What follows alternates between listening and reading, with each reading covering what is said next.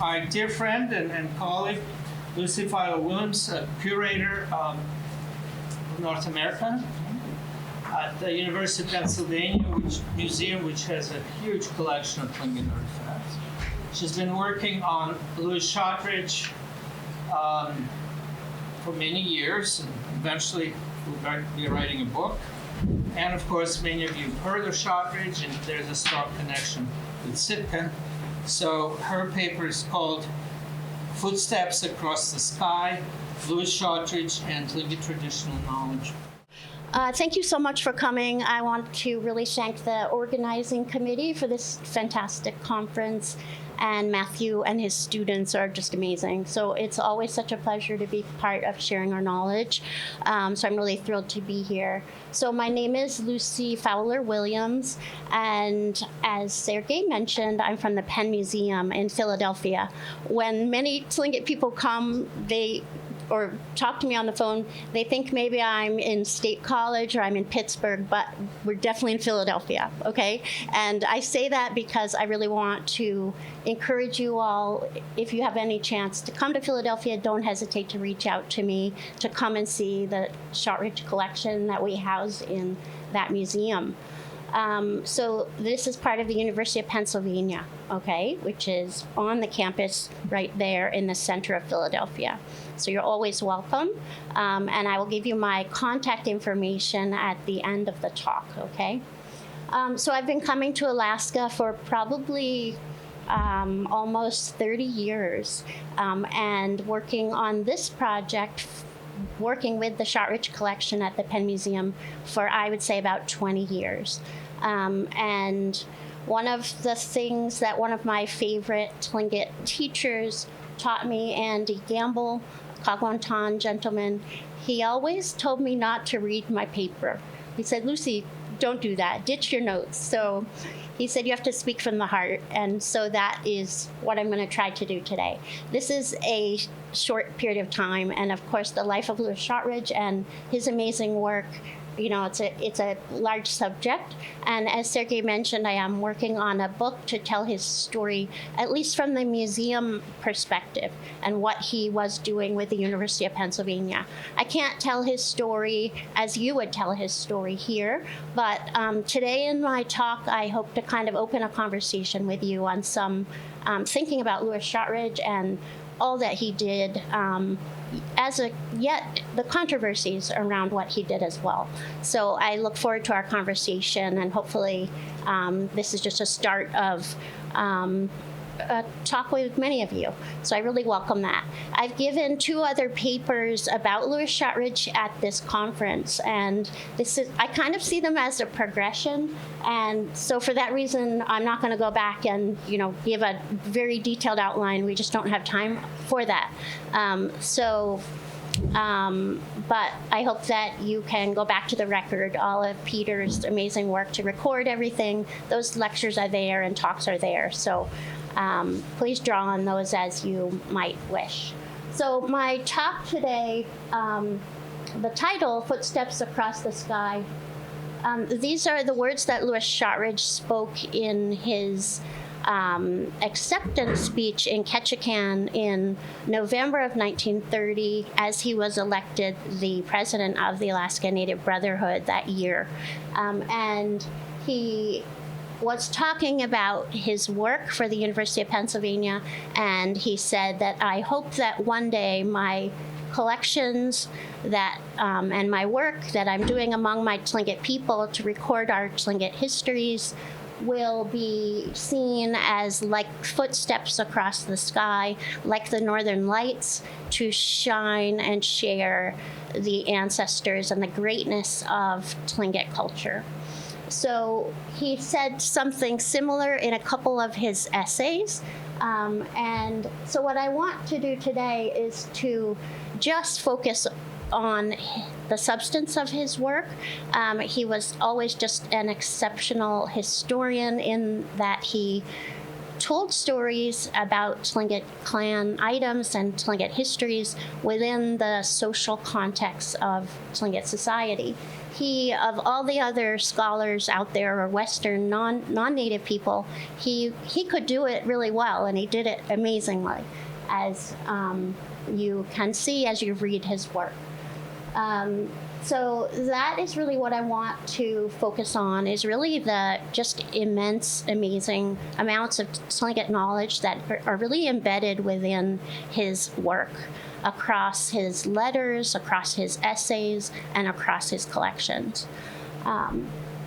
Okay. So here's a photograph of him in the very early days of his time at the Penn Museum. He was employed by the Penn Museum for 2 decades. Most of that time he was here in Alaska. He lived in Alaska for almost that entire time. He spent 3 years in Philadelphia, but really did not go back there very often at all.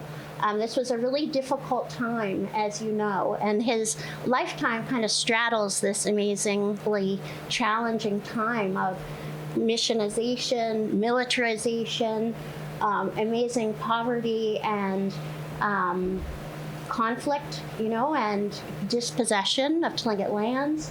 And Louis Shotridge saw this. He saw his clan histories and clan items. He saw the Christian methods, shutting down Tlingit practices. And he put himself to work focusing on recording Tlingit histories for his people. He felt very strongly that Western perspectives were, he called them childish. And he just got really exasperated and kind of spoke out in 1927 when his mentor passed away at the Penn Museum. And he said, this is just so frustrating and upsetting, and I really must speak my mind and really share what is most important about Tlingit culture, which is not what was being represented. And so for this reason, he felt really driven to create a book on his own and to write about Tlingit histories and clan histories in his own way, in the appropriate way, and to really show the strength and light, as he mentioned, of his ancestors. So let's see. I think, and so I would say a couple of comments up there, that what his work has an incredibly mature holism, a kind of holistic perspective, that if you put his essays next to those of Emmons or other non-Tlingit scholars, if you put them up against one another, Louis Shotridge's context and his stories are just, all about relationships, all about networks of connections to the land and to place and to spirituality and of what is important to Tlingit people. And I think that I kind of have started to read his work alongside the traditional values that you see that are listed here on the wall. And Louis Shotridge amazingly kept drawing on these. He lived at such a difficult time, and he really, I think, got through all of this period by drawing on his Tlingit traditional values. And that might not sound, that might sound kind of obvious, but the way that he lived, in both worlds. He excelled in the academic world, in the academic framework, and he was loved in Pennsylvania and among the native scholars. And he excelled in that white world of publishing, and he was a singer, and he sang opera and all kinds of things that I can detail in the book that I don't have time to do here. But he really straddled both worlds in a really profound way, and but what I want to focus on today is his strong connection throughout his entire life and through all of his work. What you see is his just incredible attachment and foundation coming out of tied to traditional Tlingit values, and in his essays and the focus of his work, he really wanted to share Tlingit emotion. And, if I think about this conference, many of these sessions, we've talked so much about the importance of Tlingit values, and it's about the love and the generosity and the kindness and the giving and sharing and holding each other up. And that is really the kind of messages that come out of Louis Shotridge's essays, which are, no other writer could do that. So he did it in such a particularly Tlingit way, a beautiful way. So he also was trained when he and his first wife, Florence, left wáan in 1905, just as young newlyweds. He worked in Los Angeles in a World's Fair kind of context for 2 years. He and his wife did, demonstrating and showing their skill in Tlingit art. And then they became really well known on the musical circuit. And so they joined a Tlingit opera, or not a Tlingit opera company, but a Native American opera company that moved across the country. There's some evidence that he may have gone to Europe, but I don't have great evidence about that. But anyway, they were singers for about 2 years, and they got really tired of that kind of environment. And then Louis started to look for something more solid. And they crossed paths with George High, whose collection is now the centerpiece at the National Museum of the American Indian on the Mall in Washington, D.C. And George High was on the board at the Penn Museum, and George High's collection, you may not have known, was on display at the Penn Museum originally. And it was, anyway, I think that Louis Shotridge kind of got to the Penn Museum in part with George High's help. So anyway, he made fast friends with George Gordon, who was the director at the Penn Museum at the time, an anthropologist himself with a great sensitivity to for Native people and Native issues. Gordon himself had spent 2 summers in Alaska. He had had several accidents. He'd been deluged by, difficult climate in Alaska. He had an amazing appreciation for the impacts that he saw that were affecting Native life, specifically the mining and the alcohol and the displacement of Native people. So he had a great sympathy, I think, as an anthropologist, and he knew that he needed a real, authentic voice in Philadelphia, and he found that solution in Louis Shotridge, and they became very close friends, and Gordon was an amazing mentor to Louis Shotridge. All of his letters are available, and you can read them, and they're just remarkable letters. So Louis Shotridge was trained by Gordon at the Penn Museum for about 2 years, starting in 1913, early 1912 and 13. And Gordon trained him in these modern methods of museology. And because, of course, what they were seeing was that Native culture was falling away and needed to be preserved and protected in the Western frame in a museum. So Louis Shotridge was trained to use these tools of modernity, the camera, the pen and pencil, the typewriter, and to think like a scientist and to think about his culture and to look very systematically and to record what he was seeing. So he was trained as an anthropologist to come back to live here in Alaska and to make collections and recordings of his people. So after 2 years of training, part of that involved work with Franz Boas in New York City. He sat with Boas for about 2 or 3 months. He moved to New York City. They met every morning. And together they created the first publication, which is a Tlingit grammar. So the first written Tlingit book about the Tlingit language. That was one of the first books that the Penn Museum published in its new anthropology department. And Franz Boas does thank Louis Shotridge, and Louis Shotridge's, all of his text is in the back, like living Tlingit text that then Boas tried to understand and learn and pull apart the grammar and how the Tlingit language is spoken and understood. And so Boaz, in turn, taught Louis Shotridge how to write down the Tlingit language so that he could then come back here, and he recorded songs and he listened to his Tlingit elders. And basically he, as a historian, traveled around Tlingit communities looking for Tlingit history.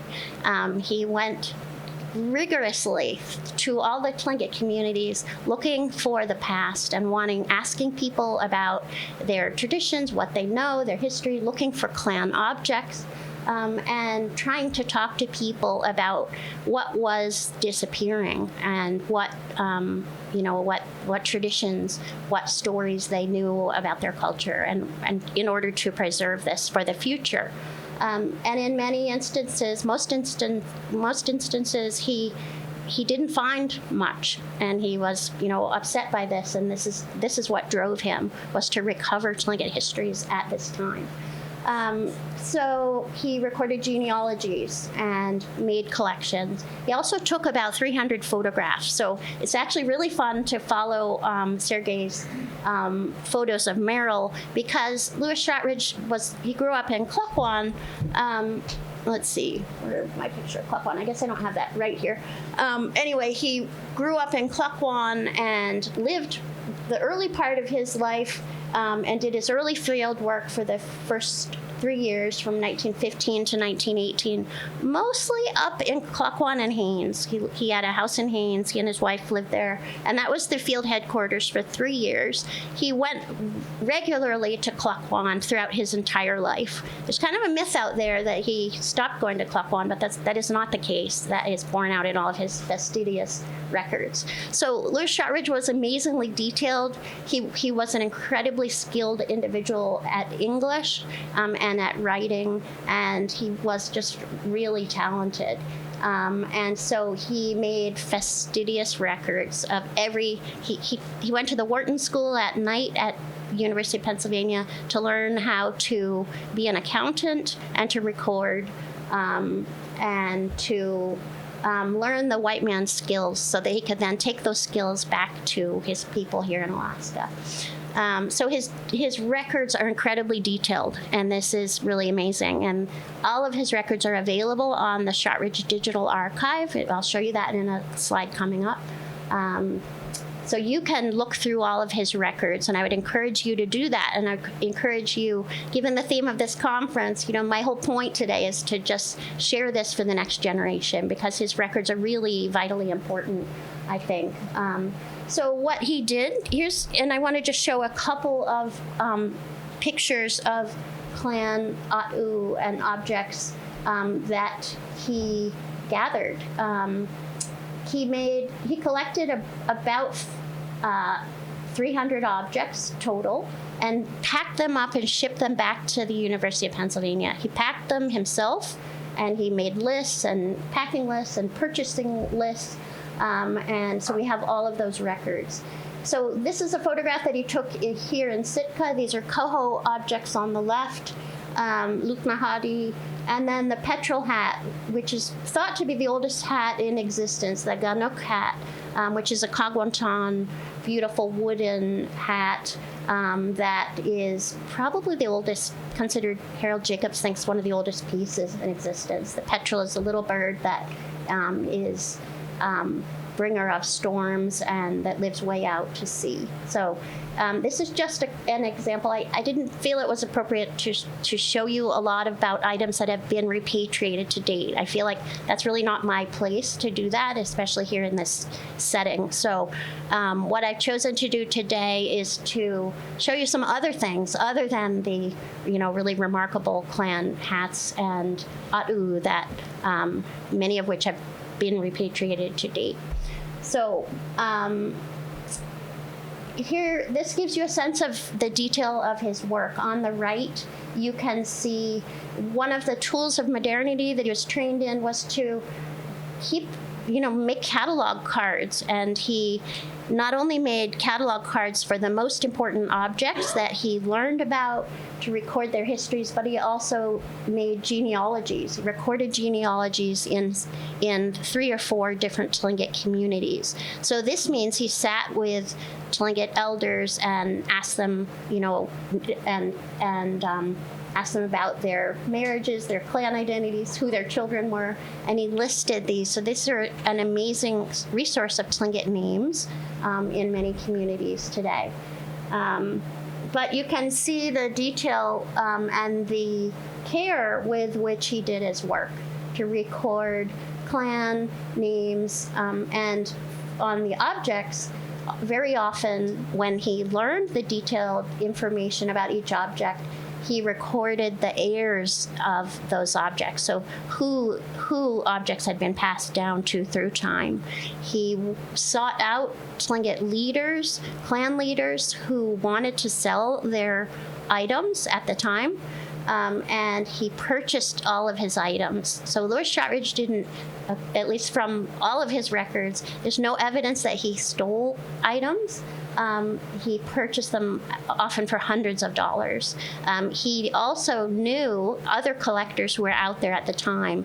His letters show that there were at least 3 or 4 other collectors active at the time.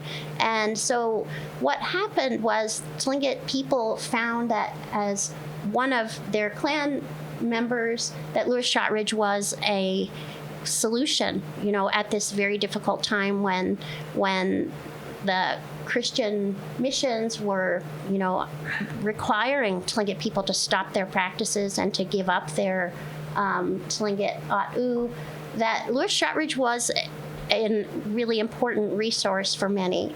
And as he became more and more involved with the Alaska Native Brotherhood, this became a space within which Native leaders gave over and sold many of their collections, important collections, but they had some kind of confidence, I think, in him, in that he was safeguarding them at this place in Philadelphia. So as controversial as that is, we have to hold on to that and realize that he's probably a very unpopular person in some ways because of this, in that he removed objects from this community and sent them to Philadelphia. Yet at the same time, Lewis Shotridge knew that if he didn't do that, these things would not be protected. There were many other people buying at the same time.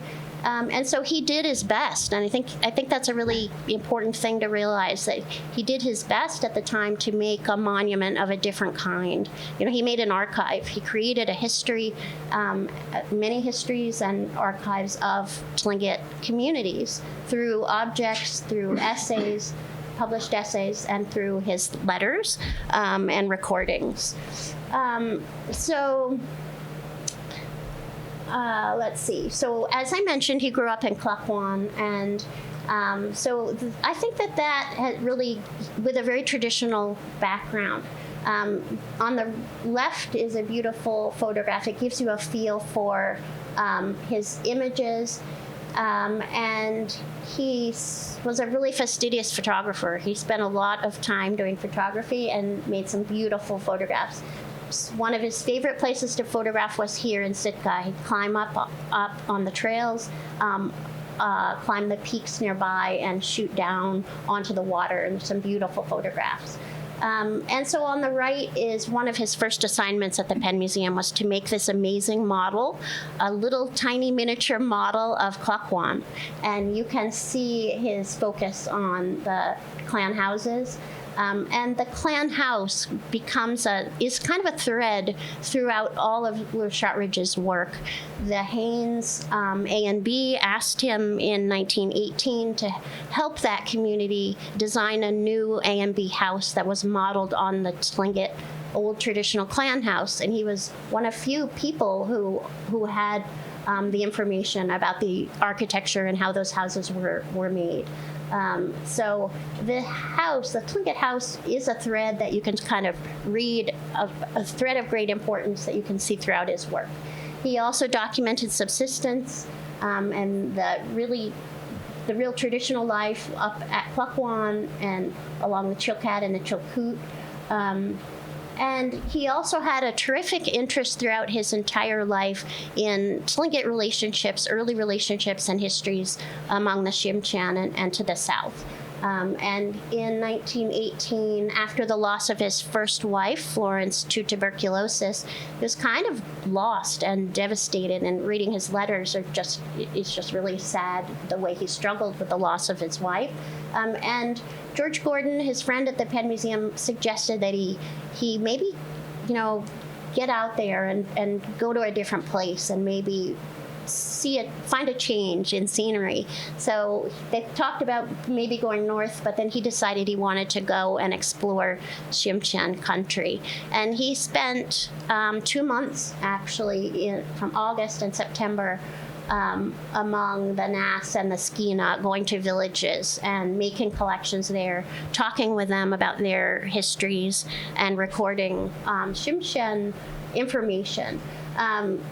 He made collections there as well, and these game sticks are among some of the most important. And he recorded really interesting information about how this game was really important for Tsimshian people when they had to make decisions and in migration, like decisions to leave or to stay when there were conflicts or when there were family concerns. And this game came in as an important emblem and a useful tool. And then the image on the right, he took amazing images on that trip. And this gentleman with his raven emblem, he didn't want to sell it, but Louis Shotridge took a photograph of it. And so it's kind of sad that a couple of scholars have kind of talked negatively about Louis Shotridge's trip and how he didn't do enough on that journey. And I think it's really sad when you think about all of the work that he did accomplish. I know that reading between the lines, I think that he had met another Tlingit woman. I think he had met who would become the woman, Elizabeth Cook, who would become his second wife. And there's kind of this long letter about how he's kind of came out of his grief and on a really sunny summer, and how the temperatures in Haines came over 100 degrees, and that bathing suits for the first time were like an item in Haines. And you can kind of feel Louis Shotridge coming out of the sadness and grief of the loss of his first wife as he met this. I think that he had already met Elizabeth Cook, and that this helped him. The frost started. He didn't have a very powerful gun with him. It was getting cold in October, and he decided he had to come back and finish up this trip.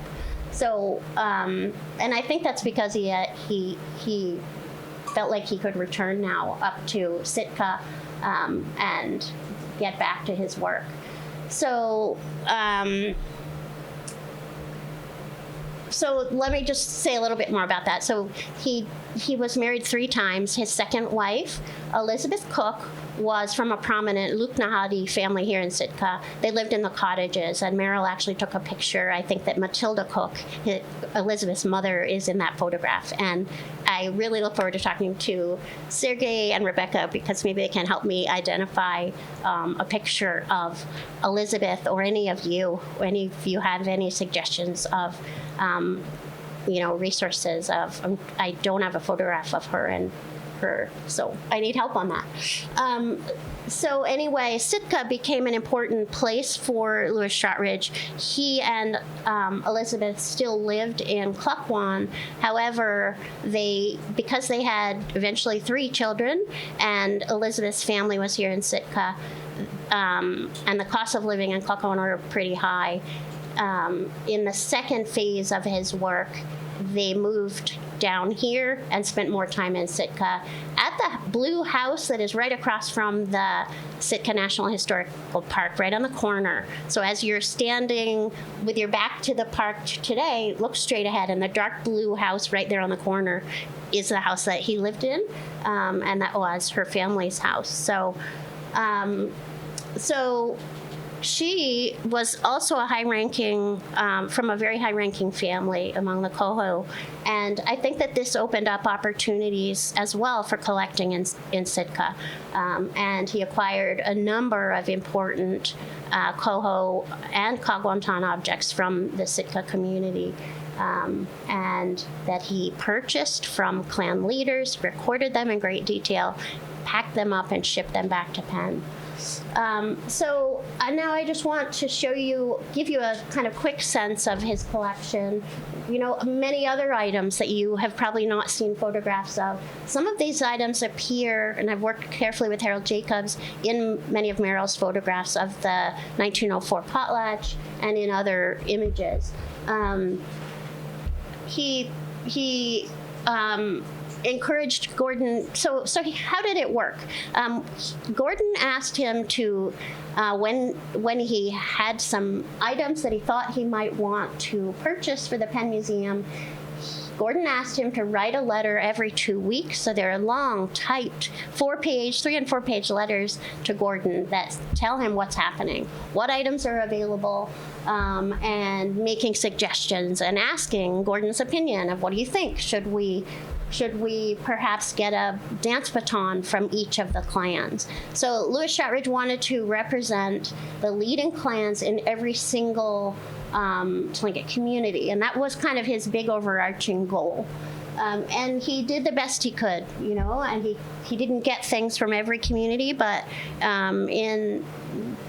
his collections are very strong, stronger in material from Sitka and Wáan and from the northern communities, strong in Hoona, from Hoona, and Angoon as well.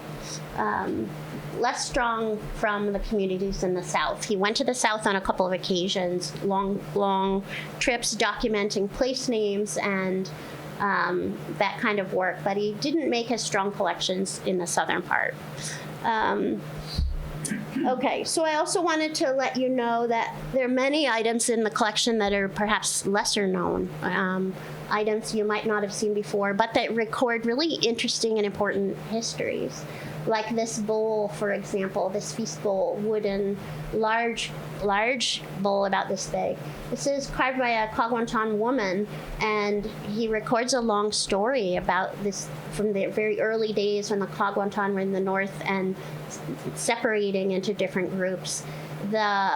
One of the groups took the big fancy emblems, and the group that was going in a different direction had nothing. And so this Kagwantan woman, who is named on his document, she carved this bowl because they had no objects that kind of held and carried their history and their identity.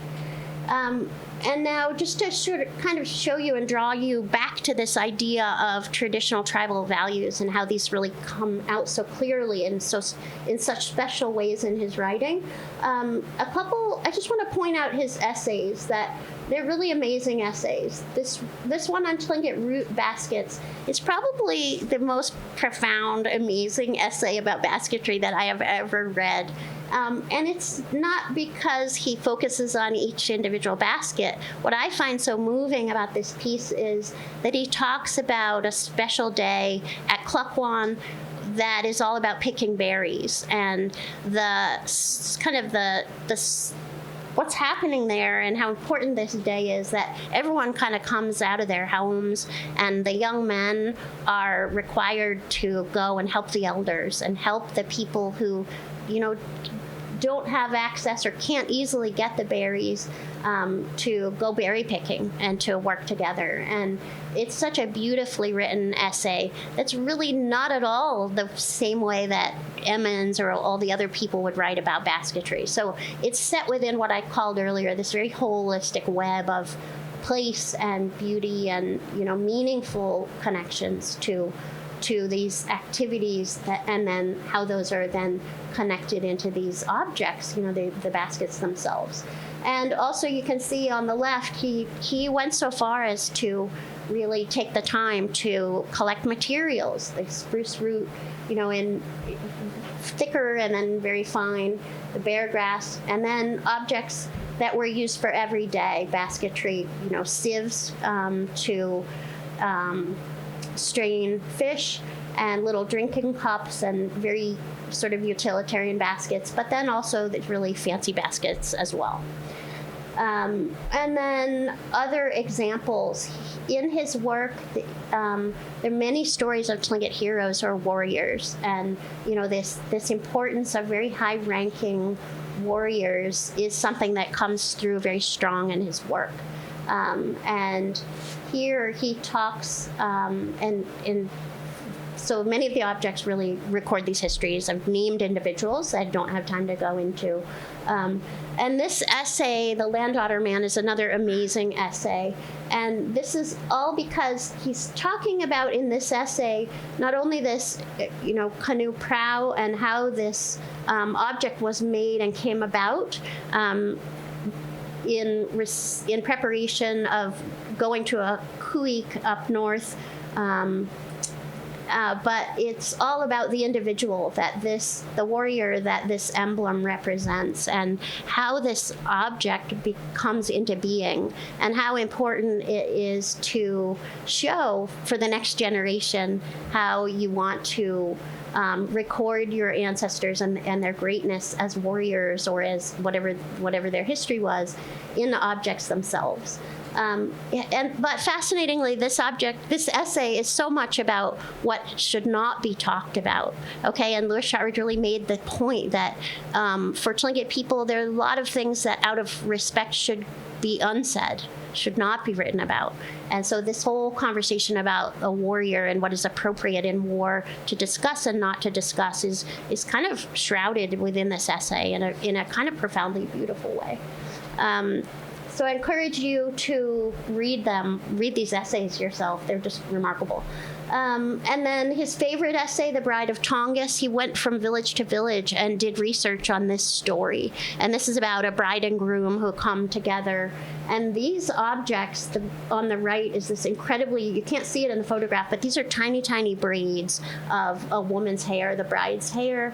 And then on the left, her groom's hair as well, and how those two items come together in their marriage. So they're bringing together. This is the importance of the marriage ceremony. And it's not only about the bride and groom, but it's all about generosity, kindness, and love, and giving to one another and helping one another. As these families come together, just so deeply tied to deep Tlingit values. And then finally, I want to also talk about that Lewis Shotridge talks a lot about negotiating peace and the importance of peace. And you wouldn't know this, if you just hear maybe the criticisms that Lewis Shotridge removed things from the Tlingit communities. So he knew about the importance of peace, and there's several items in the collection that are peace objects. And while the stories of these items actually are not recorded for the most part, the fact that he noted them as peace items, these are objects that the clan leaders who held these objects felt were important to preserve and were meaningful in that way. So now I'm almost done, and I just want to close now to let you know that late in his life, after the loss of his second wife, Elizabeth, from tuberculosis, Lewis Shotridge became very deeply involved in the Alaska Native Brotherhood. And this photograph, I really like it because you can see there, this is 1924, at the moment of citizenship taken in Hoona. See all the American flags there, and the wrought iron wording that's across the boardwalk there. It says A and B welcome. So this was taken in November during the A and B meeting that happened that year in Hoona.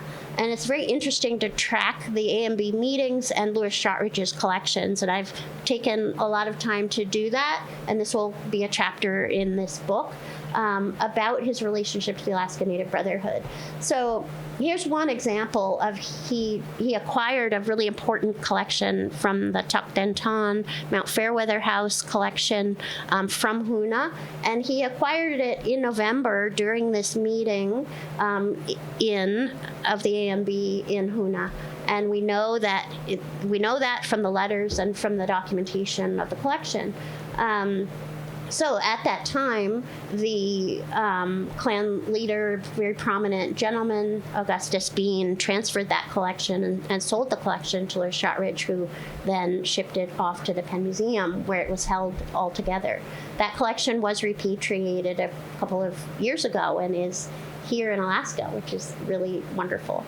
And then in 1927, after the loss of his second wife in Sitka, only 3 months after her passing, the Sitka community asked for his help and with the A&B convention here in Sitka. And he was amazing because of, he had been out in the world so much. He was such a good writer and he had so many skills, administrative skills. He knew how to call meetings, and he kind of apparently, as was written up in the Alaska Native Brotherhood newspaper, he kind of blew them all away with his administrative skills and really helped them get to work and accomplish a lot in the meeting. So from then on, he worked very closely with the Paul brothers and with other A&B leaders, and he's listed on all of those documents as one of the leading gentlemen at the time. I'm almost finished. And so for several years, he works really hard and is one of the owners of the Alaska Native Brotherhood newspaper. He's elected president of the entire A&B in 1930 at Yakutat, as mentioned. At Ketchikan, excuse me. And then the next year at Yakutat, at the annual meeting, he gives a talk and really focuses on mind, body, and spirit, which still today is one of the great traditional values listed. But he declines to run again for the presidency because of his work for the Penn Museum. So the A&B is a really important element at the end of his life, and he continues to work and be one of the main owners of the A&B newspaper up into the 1930s, in 1935 and 36 and 7, just before his death from an accident. So I want to just close to let you know that all of Lewis Shotridge's records are available. Every letter, images of every object, all of his documents here at the Lewis Shotridge Digital Archive. And this is on the internet. This is a project that we worked with, that we developed starting in 2006. It took us a couple of years. We worked very closely with the Alaska State Library. Jim Simard is here in the audience and was really just an amazing colleague to work with. We had several Native specialists, Nora Downhauer, Harold Jacobs, Lily Hope. This was one of her first projects as a student. She worked on this archive with me. So his records are all scanned there and available. Okay, it's a little bit quirky. We decided to leave his orthography, so his spellings, the way they were. So it's kind of hard to search through this, but just take some time, and all of his essays are there. You can link on each essay and read each one, and read all of his letters. I also want you to know that we, over 30 plus years since the NAGPRA law passed in 1990, have worked really rigorously on repatriation with many Tlingit entities. Many of your Tlingit colleagues from different communities have come to Philadelphia to look at Lewis Shotridge's collections very closely. We've had amazing visits, incredible visits, and people from Haines, from Kwakwan, from Hoonah, from Angoon, from Juneau, and from Sitka here as well. Harold Jacobs has played a really important role, and this is really hard work, and it's ongoing work, and you really should take note of who in your communities is doing this work, because it's really important. Finally, I just want to wrap up with a few conclusions. So I would say that while controversial, Lewis Shotridge's work is really a vital record for the next generation that I want you all to know about. very importantly, I think that we need to see Louis Shotridge in his own time, okay, to see his pathway as an individual. So what he went through. He created an amazing monument of a very different kind that was very different, right? He created an archive, and he kind of rose to the occasion and took on this work. And he navigated extremely difficult times with amazing skill and grace, and you can see that in his letters. He was really kind and a generous person. And I would encourage you to read his letters, okay, and read his essays. Read them to your children. And what you come away with understanding is that he didn't work alone. He had an incredible network of clan leaders and individuals with whom he worked. And while he's really lauded in some circles, like Nora Downhour loves and was very inspired by Louis Shotridge, Ishmael Hope's work has focused on Shotridge as well in really important ways. I think he's also silenced and still silenced in other circles, right? Because of this concern that objects were removed from the community. But I think if you see him in his time, that you need to, it's really important to do that. And to realize that he worked incredibly hard with skill and adapted, like so many Tlingit people of his generation. He had no choice but to adapt and to, during this incredibly racist time, but yet all along he was guided so clearly by these traditional values, which is just really remarkable. I want to say Kudaneek, thank you so much for listening. I really hope that you will reach out to me if you have questions or want to talk or want information. And I want to thank many Tlingit colleagues here who have just helped me learn and helped shape my understanding of Louis Shotridge and what's happening today and the relevance of his collections today. So thank you so much. Kudaneek.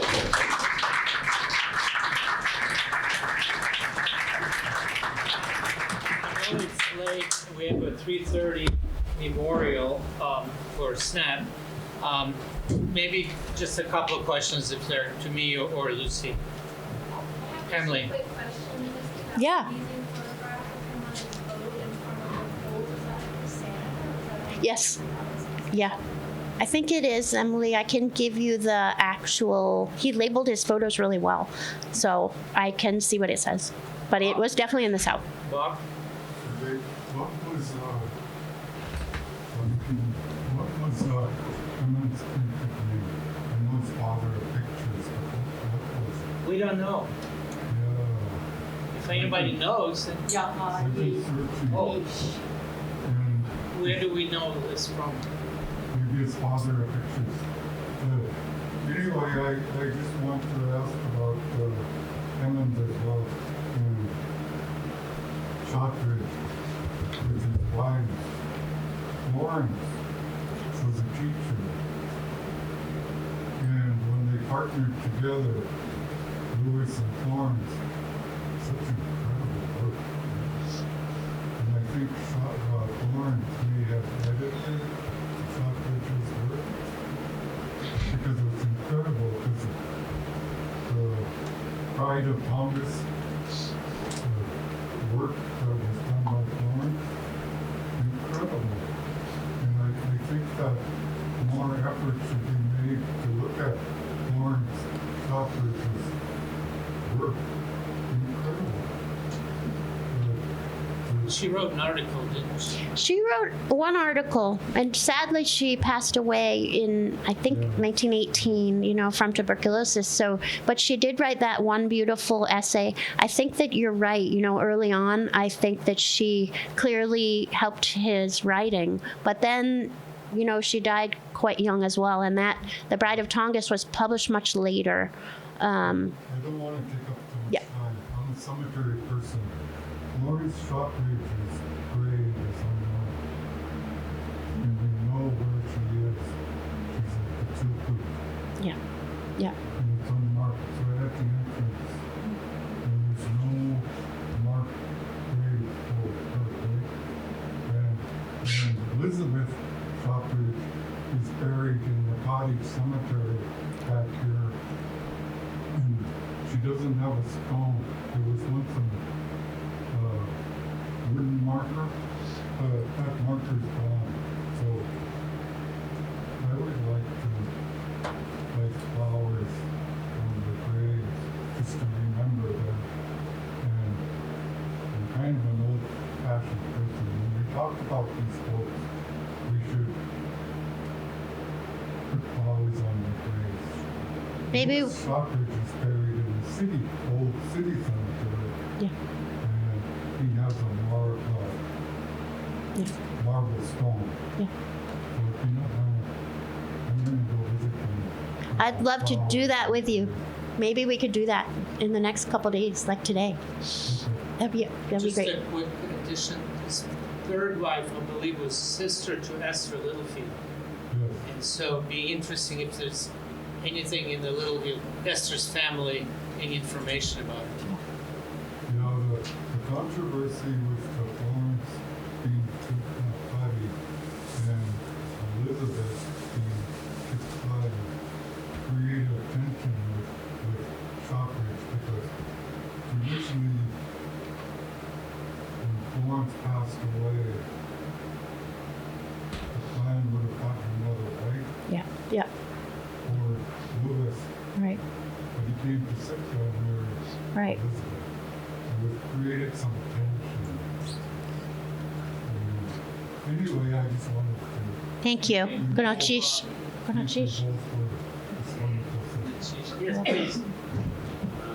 חזרת קלאסיק וקנצ'יצ'י גאיה יאי ג'ני האי נחת כן. I also want to say Kunstjish for explaining your work to us. A couple of times you have mentioned the controversy around the work, but my question has to do more with a time framing about what it was like to be Tlingit during this time period. It was illegal to speak our languages. It was incredibly controversial to still practice our ways of knowing. And this is more of a commentary on the disappearing culture aspect, that this is the thing that I'm a trained anthropologist. And so this is something that is called the salvage era Right. of anthropology. Yeah. In your book, do you tackle this controversy during this time period of what it was like for a Tlingit person to be working on preserving his own community's work and what that was like during this time period? Thank you so much.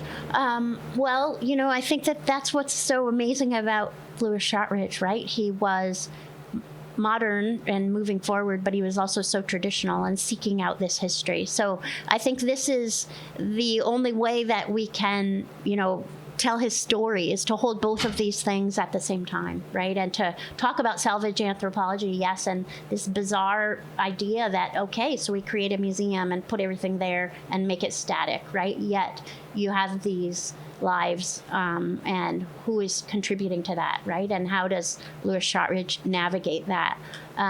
So this is why, we'll do our best. And I think, though, that seeing him as an academic and kind of an intellectual within those circles outside of this place is really important, because there were so many scholars, native scholars at the time, who were just amazing, right? And who were doing this work. And it's really amazing to see him and line him up with other, like Haudenosaunee or Iroquois scholars and others around the country. Exactly. So yes, so thank you so much. I look forward to talking to you further. I just want to add that I think he himself sometimes felt ambivalent about what he's doing. Yes. In one of his essays, I believe, he's talking about an object he just acquired in Sitka. Yeah. And he says, as a museum collector, I was so happy and excited, but as a Kagwantan, I felt bad. Yeah. Absolutely. So he himself felt that maybe what he was doing was not 100% proper. Yeah. And of course, I think he did put some pressure on some people and used his kinship connection. Probably. Yeah. And I think that his ambivalence is seen throughout his work, and especially, he did go through a period up in Klukwan where he tried to acquire some of his father's things, that the whale house, but because he really disagreed with the other side who was taking this over. So, but there was a peace ceremony that was performed, and he writes about this at length. And so, he really did negotiate. He went through that, and reflected on the fact that, wow, some people really helped me see that I was really being inappropriate and pushing people too hard. So he said, this is my first great failure for the Penn Museum, but that's okay. This is the only way for me to maintain my friendship and relationships with my community and myself. So this is why I keep coming back to these Tlingit values. If you look at the long arc of his career, as a young man, he's doing this, but he matures into this, and while he's he goes through so much loss and then poverty at the end, and this, through the depression is just unbelievable. Yeah, and there was no money, right, and for anybody. And so to see what he went through, I think you have to see that long arc to realize how Tlingit values helped that man get through all this. It's not much different from today, right? And listening to people at the conference, how important those values are in just guiding. So This Tracks Across the Sky that you mentioned, he compared himself to Kayap, the Tlingit man who went across the sky. And Mark Jacobs Jr. told me that at that meeting at Sitka A and B, when he compared himself to that great Tlingit hero, some of the elders said, you shouldn't be talking like that. You can't brag about yourself. And he was reprimanded. And I think in some of his writing, there's a little bit of this, I'm a great Kagwantan aristocrat. And he's proud of himself, but maybe forgetting that you have to be modest. I mean, there's a little bit of that. And I think the Mark story that I shared with you shows that they told him, we know your lineage, you don't have to brag about it. Yeah. I would say his modesty does come through in other places, so that's good. You can see he's modest in other places, and I would say, looking at these traditional values, it's kind of fun. The one thing that I don't see is humor in the story. He was a serious guy. But he was kind of heavy and serious. He was going through a lot. But I think that, probably that Tlingit people would read his work differently. Maybe there is, play on words. He was really sophisticated. So there's probably some humor in there somewhere, but I need help finding that. Yeah. Yeah.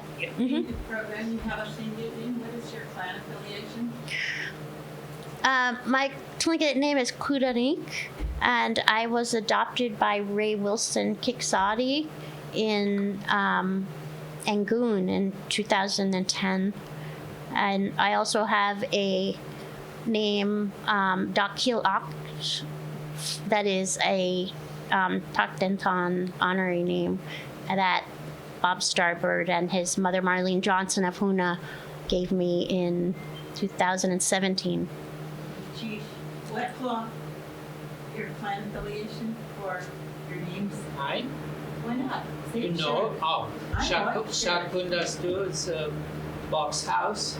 So my nephew Ed and niece Frida, and Donna, my granddaughter. And then Mark Jacobs adopted me in a killer whale, luckily both on the eagle side. And that name is Kudaneek. That was his younger brother's name. We should probably wrap up. The one thing I want to say, if you're interested in pre-ordering the book, Amazon has already announced it, so you can go to Amazon and in February they'll mail you the book. Or you can wait and get a copy from UW Press or Alaska Heritage. We'll be happy to answer questions maybe one-on-one. Thank you. for Good coming. night, Chief. I think that